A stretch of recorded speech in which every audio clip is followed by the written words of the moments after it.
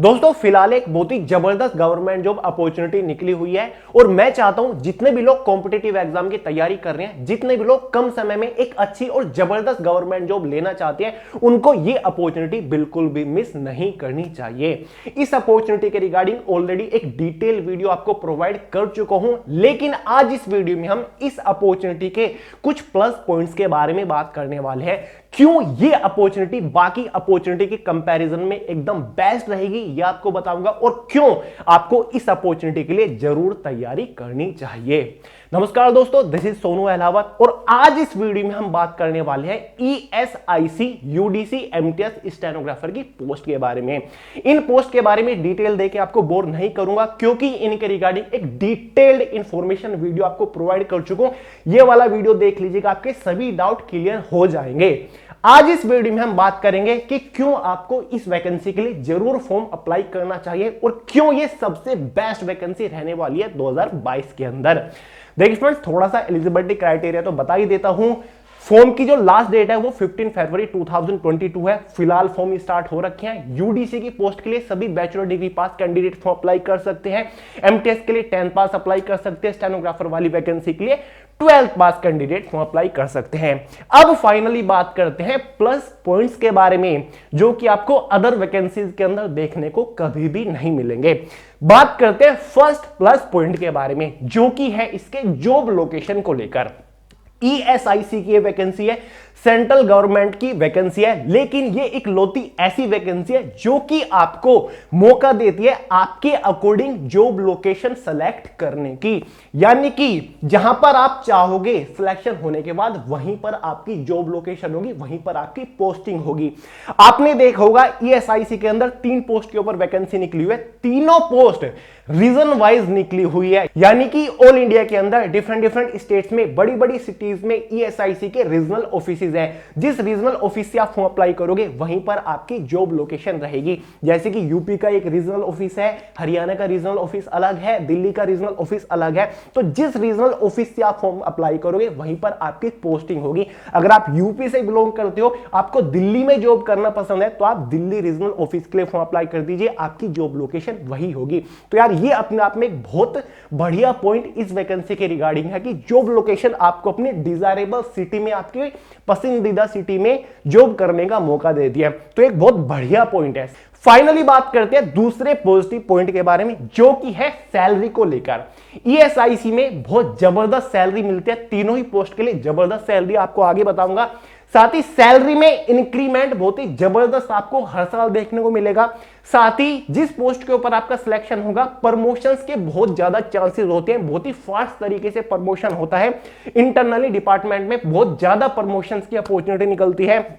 साथ ही डिपार्टमेंट अपने आप में बहुत जबरदस्त लेवल का है, सेंट्रल गवर्नमेंट लेवल का डिपार्टमेंट है और अलाउंसेस बहुत ज्यादा है UDC MTS स्टेनोग्राफर की पोस्ट के ऊपर। ठीक है, डिपार्टमेंट के बारे में आपको बता दूं, ESIC employ state insurance corporation ये डिपार्टमेंट है, सेंट्रल गवर्नमेंट लेवल का डिपार्टमेंट है। यानी कि जो ministry of labour and employment of India उसके अंडर आता है ये डिपार्टमेंट। तो ऑब्वियसली गवर्नमेंट एम्प्लॉय के लिए ये डिपार्टमेंट काम करता है, तो अपने जो डिपार्टमेंट के एम्प्लॉय है उनके तो ये अच्छे से ख्याल रखेगा ही। सैलरी के बारे में बात करें, जो यूडीसी की पोस्ट है 2800 रुपए ग्रेड पे आपको मिलेगा, यानी कि इनिशियल इन हैंड सैलरी आपकी 36,000 के आसपास यूडीसी की पोस्ट के ऊपर होगी और मैक्सिमम सैलरी आपकी 90,000 होगी with all and extra allowances. Allowances के बारे में आपको बताऊंगा कौन कौन से आपको अलावेंसेस मिलते हैं। साथ ही एमटीएस की पोस्ट के ऊपर इनिशियल इन हैंड सैलरी 27,000 के आसपास आपको मिलेगी, मैक्सिमम सैलरी 65,000 के प्लस होगी। साथ ही स्टेनोग्राफर की पोस्ट के लिए भी आपको मिनिमम सैलरी 36,000 के आसपास मिलने वाले हैं, क्योंकि 2800 ग्रेड पे है।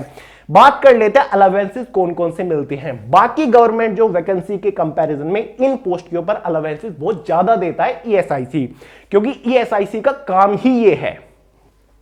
जैसे कि आपका इसमें एक डीए डियरनेस अलावेंसेस तो मिलता ही है, कॉमन है। HRA house rental allowance ESI की पोस्ट के ऊपर आपको मिलेगा। टीए ट्रेवल अलावेंस आपको ये देता है, साथ ही सीईए एक देता है, यानी कि चिल्ड्रन एजुकेशन अलावेंस आपको ईएसआईसी यूडीसी एमटीएस की पोस्ट के ऊपर देखने को मिलेगा।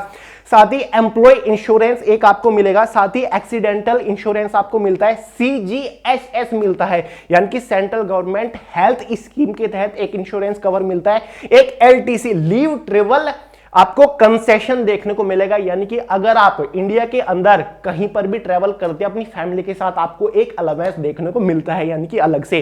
साथ ही आपको यहां पर प्रोडक्टिव लिंक बोनस, इंडिया के अंदर जैसे कि रेलवे अपने एम्प्लॉयज को प्रोडक्टिव लिंक बोनस देता है ना, लगभग 78 दिन का, 80 दिन का, 75 दिन का, तो ईएसआईसी भी अपने डिपार्टमेंट्स के एम्प्लॉय को प्रोडक्टिव लिंक बोनस देता है, जो कि अपने आप में बहुत बड़ी बात है।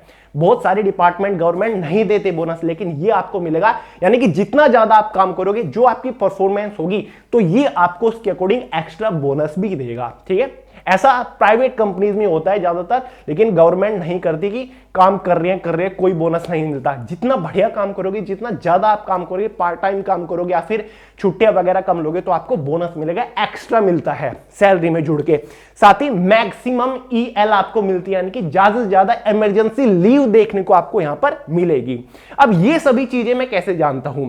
2014 या 15 में ईएसआईसी एलडीसी की एक वैकेंसी निकली थी, ऑफलाइन उस टाइम पर फॉर्म थे, मैं प्रिपरेशन कर रहा था सीजीएल की, मेरा एक फ्रेंड था, उसका सिलेक्शन एलडीसी की पोस्ट के ऊपर 2015 फिर 16 के आसपास हो गया था। ठीक है, तो मैंने उससे कांटेक्ट भी किया था, मैंने उसकी पहली सैलरी स्लिप भी मांगी है और भी कुछ चीजें मांगी है, किसी दिन आपको प्रॉपर उससे मिलाऊंगा।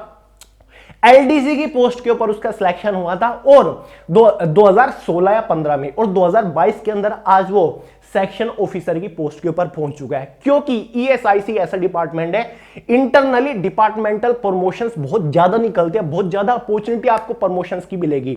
सिलेक्शन आपका यूडीसी की पोस्ट के ऊपर होगा, 3-4 साल के अंदर ही आप सेक्शन ऑफिसर तक की पोस्ट के ऊपर पहुंच जाएंगे। इतने चांसेस, इतनी अपॉर्चुनिटीज प्रमोशंस के निकलते हैं डिपार्टमेंट के अंदर ही। तो प्रमोशंस बढ़ेगा, सैलरी आपकी और ज्यादा इंक्रीज होगी पोस्ट के अकॉर्डिंग।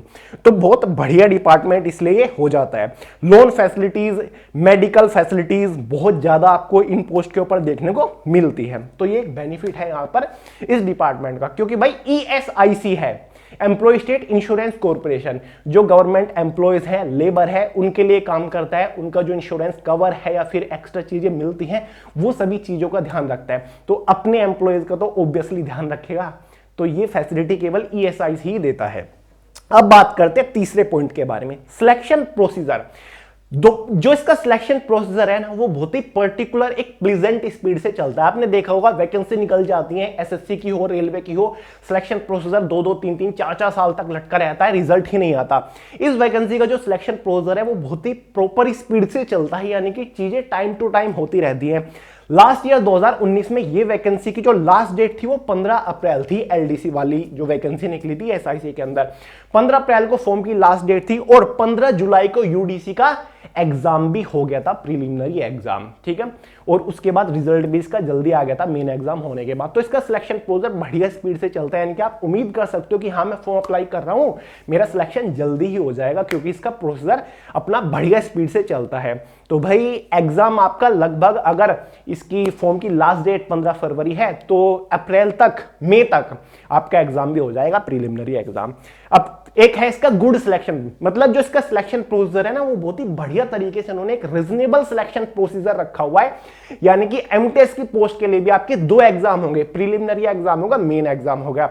और आपने अगर देखा होगा प्रीवियस ईयर में एलडीसी यूडीसी का जो एग्जाम हुआ था वो काफी बेसिक लेवल का था, यानी कि जो ऐसे स्टूडेंट होते हैं ना, जो अपने आप को आजमाने के लिए आते हैं कि यार मैं तो खुद को आजमाना चाहता हूं, फॉर्म अप्लाई कर दिया, अच्छे से तैयारी करके नहीं आते, वो प्रीलिमिनरी एग्जाम में ही बाहर हो जाते हैं। तो सेकंड स्टेज में वही पहुंचते हैं जो कि लायक हैं, अच्छे से, जिन्होंने मेहनत करके प्रिपरेशन कर रखी है। तो 2 स्टेज का बेनिफिट है, और जो फाइनल कट ऑफ बनती है वो सेकंड स्टेज के मार्क्स के अकॉर्डिंग ही बनती है, यानी कि आपको हाईएस्ट स्कोर सेकंड स्टेज में करना होता है। तो प्रीलिमिनरी एग्जाम बेसिक होता है, सेकंड जो मेन एग्जाम होता है वो थोड़ा सा मॉडरेट लेवल का होता है। तो ये भी एक बढ़िया तरीका है सिलेक्शन प्रोसीजर।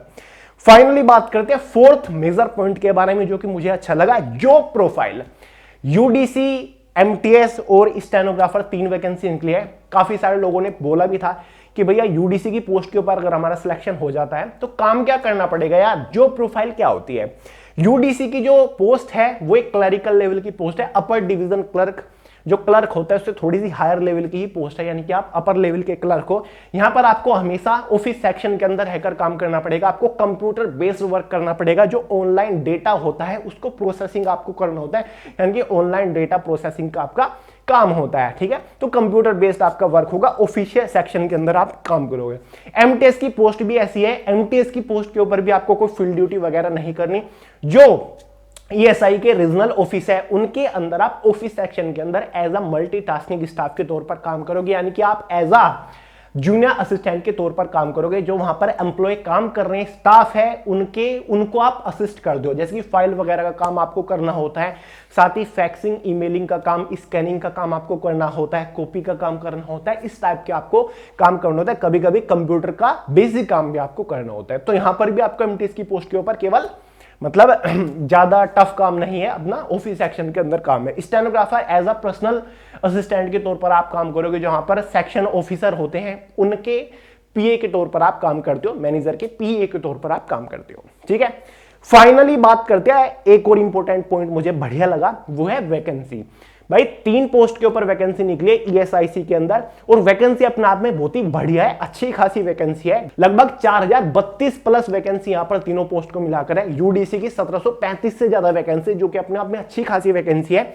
एमटीएस की 1747 वैकेंसी है, स्टेनो की 165 प्लस वैकेंसी है। आजकल सेंट्रल गवर्नमेंट की जो अननोन रैंडम डिपार्टमेंट है, वैकेंसी कितनी निकलती है, एनवीएस की वैकेंसी निकली है, जेएससी की पोस्ट के ऊपर 630 वैकेंसी निकली है। क्या होता है इतनी वैकेंसी से, लेकिन यहां पर वैकेंसी काफी अच्छी खासी निकली है, ठीक ठाक वैकेंसी बढ़िया निकली है।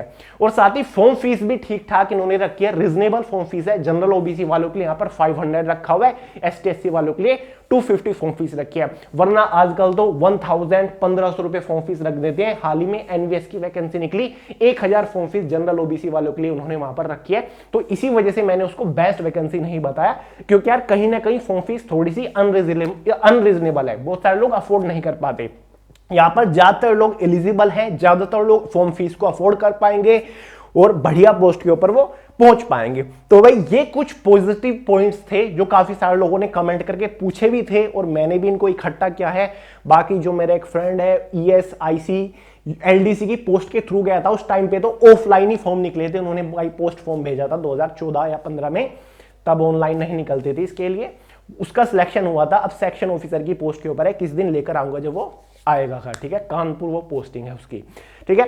तो चलिए दोस्तों, यार वैकेंसी बहुत जबरदस्त है, अपॉर्चुनिटी जबरदस्त है। एक और बात बता दूं, कल वीडियो लेकर आऊंगा best book for ESIC, stenographer, MTS और यूडीसी की, कि घर बैठे कैसे आप खुद सेल्फ स्टडी करके बुक से पढ़ के इस एग्जाम को क्रैक कर सकते हो with highest marking. Topic scoring topic लेकर आऊंगा कि कौन कौन से टॉपिक के ऊपर ज्यादा फोकस करें ताकि आप एग्जाम में हाईएस्ट स्कोर कर सको। स्ट्रेटजी वीडियो लेकर आऊंगा कि किस तरीके से आप सेल्फ स्टडी कर सकते हो इस एग्जाम के लिए, कैसे आप एग्जाम में अच्छी परफॉर्मेंस लेकर आ सकते हो। टाइम टेबल के ऊपर वीडियो लेकर आऊंगा कि आपका प्रिपरेशन टाइम पीरियड क्या रहना चाहिए ताकि आप 2-2.5 महीने के अंदर इस एग्जाम को क्रैक करने लायक हो जाओ। तो अगर आप इस वैकेंसी के लिए जा रहे हो, फॉर्म अप्लाई कर रहे हो, कमेंट करके बताइएगा। और हाँ, चैनल के ऊपर एवरी संडे शाम 5 बजे दी करंट अफेयर शो आता है, रेगुलर बेसिस पर फॉलो करते रहिए, बहुत ही वैल्यू एडिशन करके ही जाएगा दी current affair show. Current affair का क्वेश्चन नहीं बचेगा किसी भी एग्जाम में, ठीक है। बाकी सब्सक्राइब कर लीजिए चैनल को, स्टडी मटेरियल की डिमांड कर रहे हैं बहुत सारे लोग, लेकर आऊंगा, वेट करिए।